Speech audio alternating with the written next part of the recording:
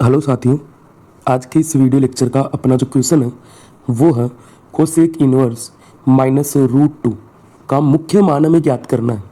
Principal value of cos inverse minus root two. इस प्रश्न को हल करने के लिए सबसे जो पहला अपना काम है वो है माना इसका जो प्रिंसिपल वैल्यू है वो आ जाएगा y। माना cosec inverse minus root two की जो वैल्यू है वो किसके इक्वल आ जाएगी, अपने पास में y के इक्वल आ जाएगी। तो हम क्या इसको ऐसे लिख सकते हैं, तो y इज इक्वल, दोनों बराबर किसी को भी अपन पहले लिख सकते हैं, तो y बराबर कोसेक इनवर्स, y बराबर cosec inverse minus root two. इस प्रश्न को हल करने के लिए सबसे पहला काम है, बाहर कोसेक इनवर्स चल रहा है तो अंदर क्या बना लेंगे, कोसेक, जिससे कोसेक इनवर्स से कोसेक कैंसिल हो जाएगा और अपने पास में इसकी प्रिंसिपल वैल्यू निकल कर आ जाएगी, इसकी प्रिंसिपल वैल्यू निकल कर आ जाएगी। बात समझ में आई? ये काम हम करने के लिए तैयार है, लेकिन इसके लिए जो बीच में आ रहा है वो ये है माइनस का चिन्ह। तो इस माइनस के चिन्ह का इलाज कैसे करेंगे वो भी हमने पहले हर एक वीडियो में सीखा है, यहाँ मैं आपको और बता देता हूँ। ठीक है, यहाँ मैं आपको और बता देता हूँ। यहाँ ये जो अपने पास में टेबल बनी हुई है, इस टेबल को अपन समझेंगे और ट्रिक से याद रखेंगे।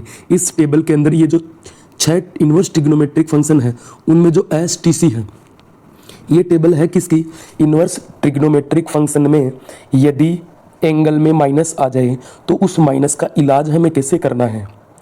तो जो STC में आएगा, कौन कौन आएगा, साइन 10 और C का मतलब लास्ट में है C, तो लास्ट में कौन आ जाएगा, कोसेक। लास्ट में C है तो लास्ट में कौन आ जाएगा, कोसेक।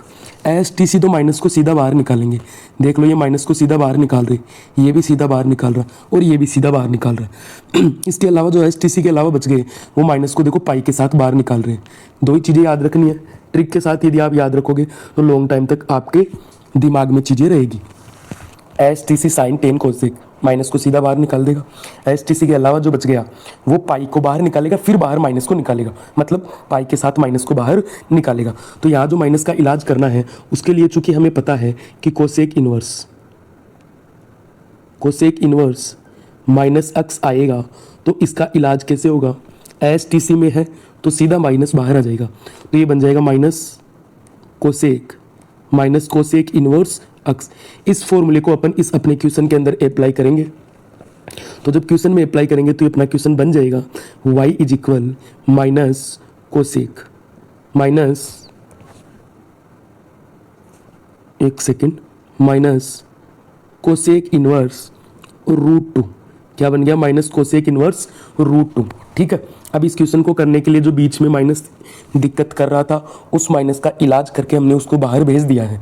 तो बाहर क्या चल रहा है, कोसेक इनवर्स, अंदर क्या बना दे, कोसेक से कोसेक इनवर्स कैंसिल होगा और अपना मुख्य मान निकल कर आ जाएगा। तो अब आप ये देखो कि ये जो दो है इस दो की जगह में कोसेक में क्या लिख सकता हूँ।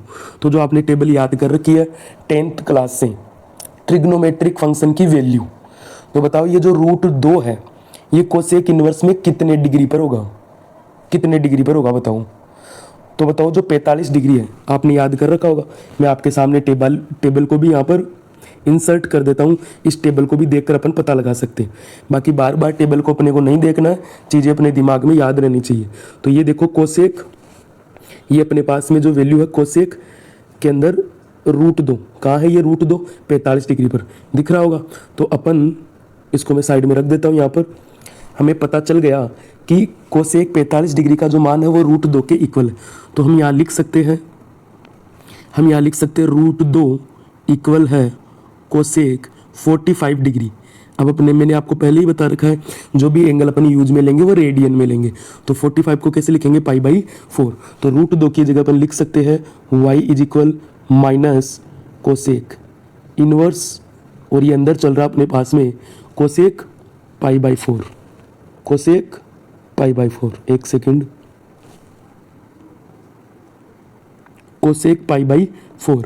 अब यहाँ ये जो अपने पास में वैल्यू है इसमें कोसेक से कोसेक इनवर्स क्या हो गया, कोसेक से कोसेक इनवर्स कैंसिल हो गया, कोसेक से कोसेक इनवर्स कैंसिल हो गया।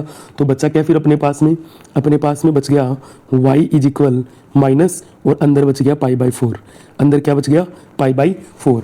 ये जो वैल्यू हमारे पास में आई है वो कोसेक इन्वर्स की रेंज में ही आई है क्या, ये भी हमें चेक करना है। तो देखो कोसेक इन्वर्स की रेंज क्या होती है, जो साइन इन्वर्स की रेंज होती है सेम उसी रेंज से हमें याद रखना है। कोसेक इन्वर्स की रेंज को किससे याद रखना है, साइन इन्वर्स की रेंज से। तो ये रेंज वाली टेबल है, इसमें आप देख सकते हो कि ये जो अपने पास में कोसेक इन्वर्स की रेंज है, सॉरी एक बार के लिए इधर देखेंगे इस टेबल को, यहाँ देखो कोसेक इन्वर्स की जो रेंज है वो -π/2 से +π/2। इनको अपन लिंक बना के याद रखेंगे। एक वीडियो आपके पास में ऐसा भी इस चैनल पर अवेलेबल है जिसमें मैंने बताया कि इस टेबल को याद कैसे रखना है इजी वे में लिंक बना के। तो कोसेक इन्वर्स की जो रेंज है वो आपको दिख रही होगी -π/2 से +π/2, लेकिन इसमें जीरो शामिल नहीं है। तो इस टेबल को भी मैं यहीं पर इंसर्ट कर देता हूँ, ये लो आपको दिख पा रही होगी। अभी हम चेक करेंगे कि ये जो वैल्यू हमारे पास में आई है वो क्वेश्चन किसका है, कोसेक इन्वर्स का। तो रेंज भी किसकी देखेंगे, कोसेक इन्वर्स की। तो -π/2 से +π/2, लेकिन क्या शामिल नहीं है, जीरो शामिल नहीं है। तो जीरो को हमने हटा दिया है।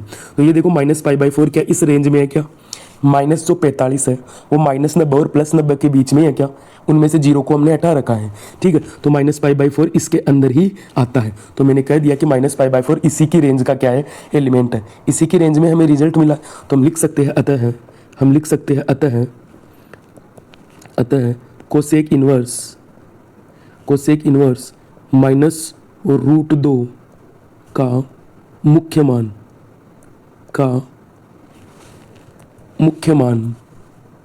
-π/4 है, -π/4 है।